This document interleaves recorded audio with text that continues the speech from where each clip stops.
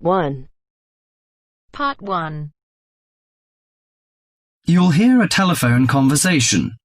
Now you have some time to look at questions 1 to 6.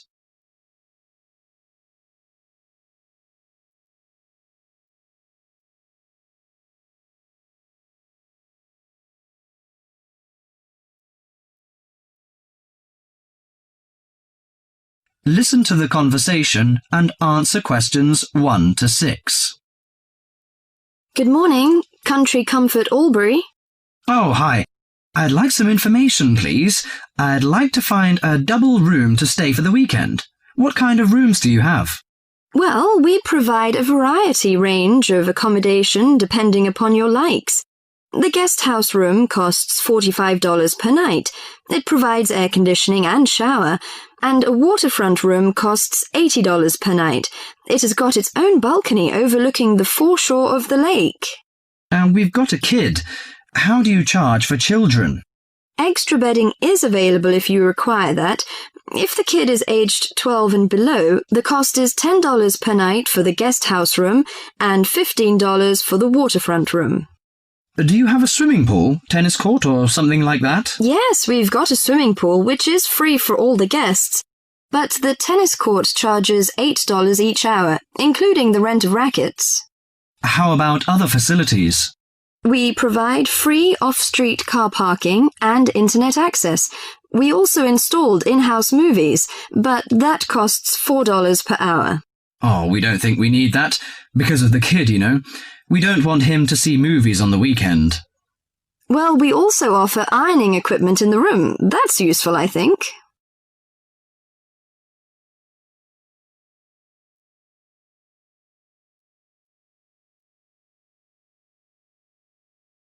Before listening to the rest of the conversation, you have some time to go through the questions 7 to 10.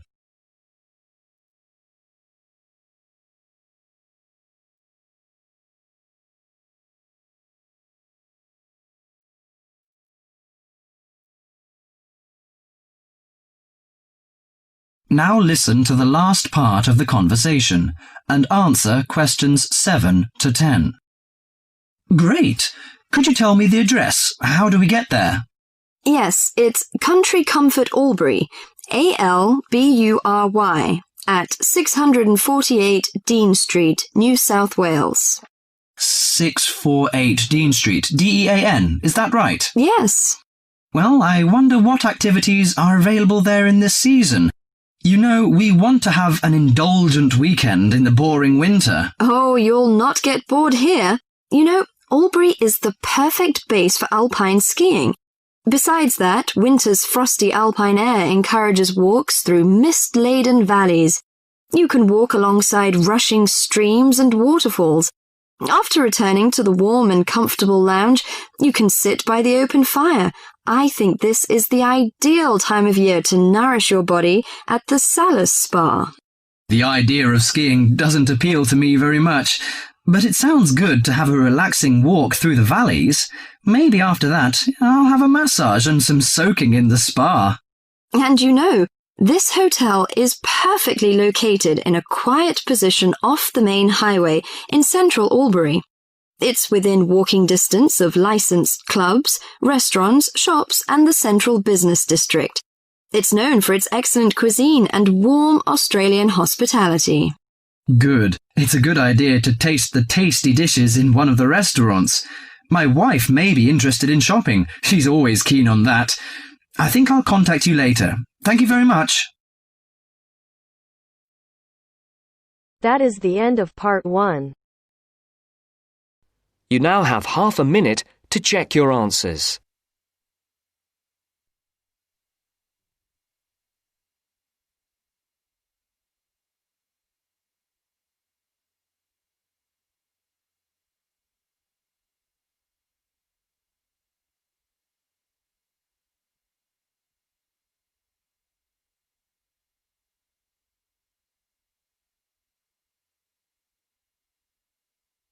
Now turns to part 2. Part 2. You will hear a conversation between a travel agent and a customer. First, you have some time to look at questions 11 to 17.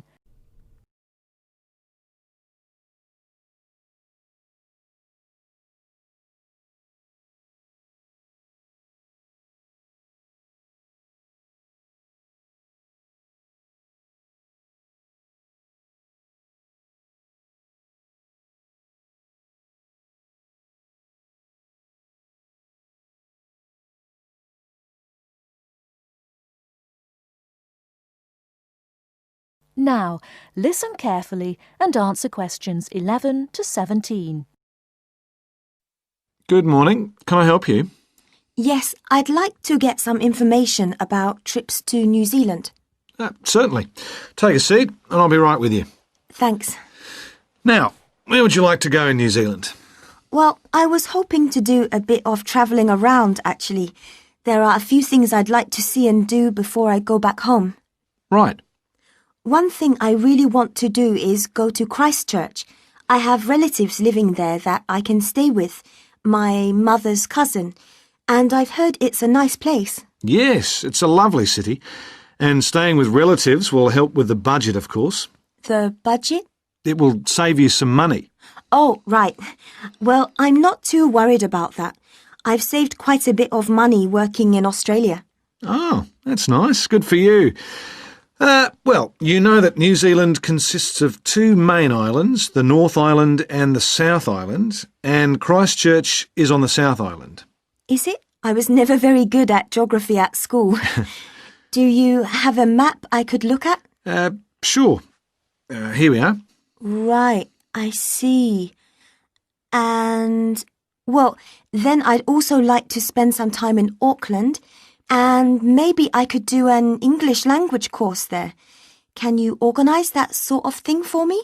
Oh, certainly. We'd be happy to arrange that. But bear in mind that Auckland is in the North Island. OK. And I'd also like to do some skiing or maybe even some snowboarding. I hear New Zealand is a great place for that. Yes, absolutely. But you should go to Auckland first for your studies, and then you can get the ferry across to the South Island and take the bus down to the snow. Oh, I don't like boats very much. I'm not much of a sailor. I think I'd prefer to fly. Right. What about joining a walking tour? That could be really fun. Not sure about walking, but joining a tour might be a good way to travel because then I might make some friends my own age. Now, let's get some details. Can I have your name, please? Yes, it's Su Ming Lee, but you can call me Sue. OK, Sue. And what's your address here in Melbourne? I'm living with my aunt in the suburb of Kew. It's 29 Lock Street. That's L-O-C-H, not L-O-C-K. Do you have a phone number that I can get you on? The best thing would be if I give you my mobile. I always have it on me. It's 0402 558 992. OK. And when do you want to travel? Because you'll need to be down south in July or August. Oh, yes, of course. That's winter, isn't it? So I better go to Auckland in May. Yes, let's say departing from Melbourne on the 1st of May, that's a Saturday, and then you could begin your course on Monday the 3rd. That sounds great. And how long would you like to study for? A month, 2, 3? What do you think? Well, I'll probably need more than a month. What about 8 weeks until the end of June? Fine. I'll see what I can do. Oh, and how would you like to pay for this? On my Visa card, if that's possible.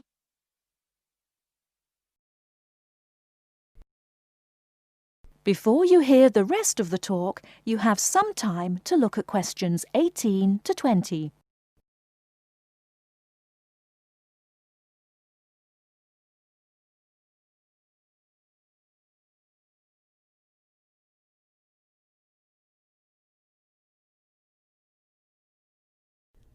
Now listen and answer questions 18 to 20. Hello, Sue. It's Angelo from Cosmos Travel here. I've booked your flight and I've found you an English college called the Harbour Language Centre. Great. Where exactly is that? Well, have you got that little map I gave you yesterday? Yes? You see where the harbour is with the 3 wharves and the water? Yes. Got that? OK, there are 2 parallel streets. Quay Street, that's Quay, and Customs Street. The building where the college is located is on Quay Street, opposite Prince's Wharf. Right. Got it. And what about accommodation? Well, I've booked you into a hotel for the first 3 nights, and then the accommodation officer will find you a family to live with. Good. And where's the hotel? It's a short walk from the college, on the corner of Queen Street and City Road. Which corner exactly? On the left-hand side as we're looking at the map. Okay. Near the little park. Yes, that's right. And what about a good bookshop? I'm going to need to buy a dictionary and some English books. Yes, well, I believe there's a really good language bookshop on the corner of Customs Street and Queen Street. It's near the college, so that's pretty convenient. Thank you so much. You've been really helpful. That is the end of part 2. You now have half a minute to check your answers.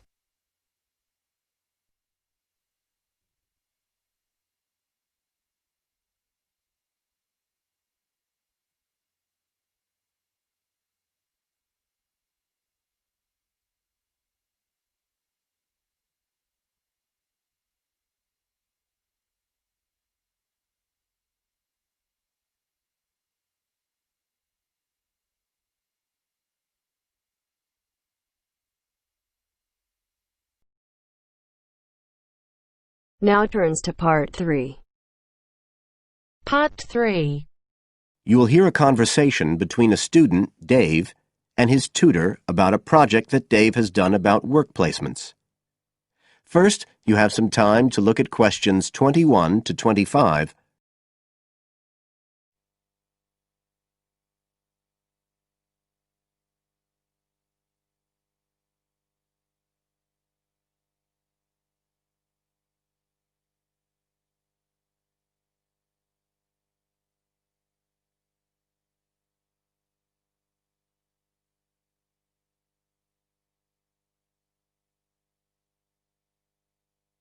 Now listen carefully and answer questions 21 to 25.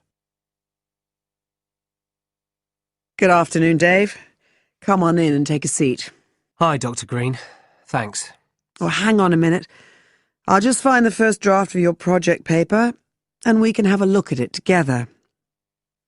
Now, yours is the one on work placement, isn't it? Yeah, that's right. So what made you choose that for your project? Well, I suppose it was because sending students off to various companies for work experience seems to be such a typical part of educational courses these days. I mean, even school kids get to do it. But I felt everyone just kind of assumes it's a good thing. And I guess I wanted to find out if that's the case. But you don't look at schools or colleges, right? You've stuck to university placement schemes. Yeah, well, I quickly found that I had to limit my research. Otherwise, the area was just too big. Do you think that was okay? I think it's very sensible, especially as the objectives might be very different. So how many schemes did you look at? Well, I sent out about 150 questionnaires altogether. 50 of each to university authorities, students and companies. And I got responses from 15 educational institutions and 30 students in 11 individual companies. Great. That sounds like a good sample. And who did you send your company questionnaires to? Well, the idea was to have them done by the students' line managers. But sometimes they were filled in by the human resources manager or even the owner of the company. Right. I didn't find a full list anywhere. So I think it's very important to provide that, really. You can put it as an appendix at the back. Right. I've got a record of all the respondents, so that'll be easy. I hope other things were okay. I mean, I've already put such a lot of work into this project, identifying the companies and so on. Oh, I can tell. I think you've done a good job overall. You now have some time to look at questions 26 to 30.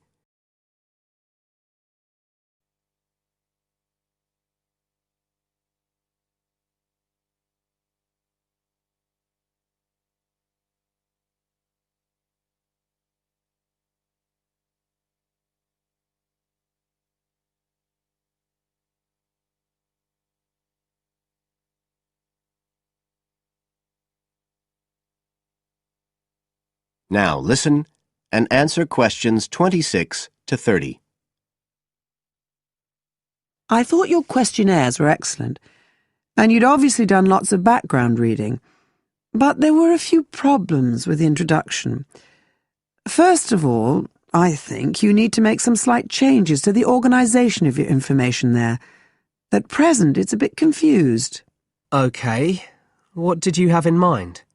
Well, you write quite a bit about work placement in general, but you never explain what you mean by the term. So you think I should give a definition? Exactly. And the introduction is the place to do it. And then, look, you start talking about what's been written on the topic, but it's all a bit mixed up with your own project. So do you think it would be better to have two sections there, like a survey of the literature as the introduction, and then a separate section on the aims of my research?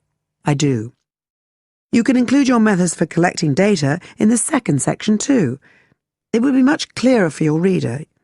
You know, establish the background first, then how your work relates to it. It would flow quite nicely then. Yes, I see what you mean. Anyway, moving on. I like the way you've grouped your findings into three main topic areas. Well, it became very obvious from the questionnaires that the preparation stage was really important for the whole scheme to work. So I had to look at that first. And I found a huge variation between the different institutions, as you saw. I was wondering if you could give a summary at the end of this stage of what you consider to be the best practice you found. I think that would be very helpful. Right, I'll just make a note of that. What did you think of my second set of findings on key skills development? For me, this is the core of my whole project, really. And you've handled it very well. I wouldn't want you to make any changes. You've already got a nice final focus on good practice there. Thanks. Right. Now, I think the last part, which deals with the reasons why students don't learn... What, the constraints on learning chapter? Yes, that's the one. I think you need to refer to the evidence from your research a bit more closely here. You know, maybe you could illustrate it with quotations from the questionnaires, or even use any extracts from a student diary if you can, and refer back to what you've written about good practice. That is the end of part 3. You now have half a minute to check your answers.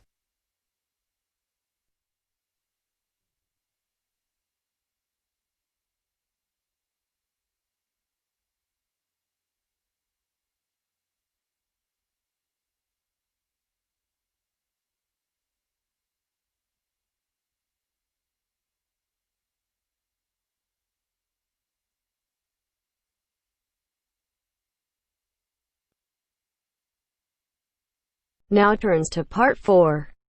Part 4. You will hear an extract from a talk about student health, and specifically about ways to avoid headaches. Listen to what the speaker says and complete the summary. First, look at questions 30 to 40.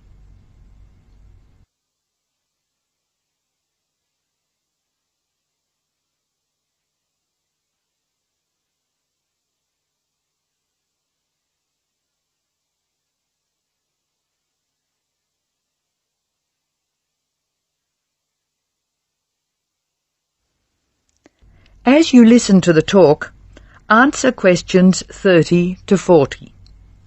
Complete the summary.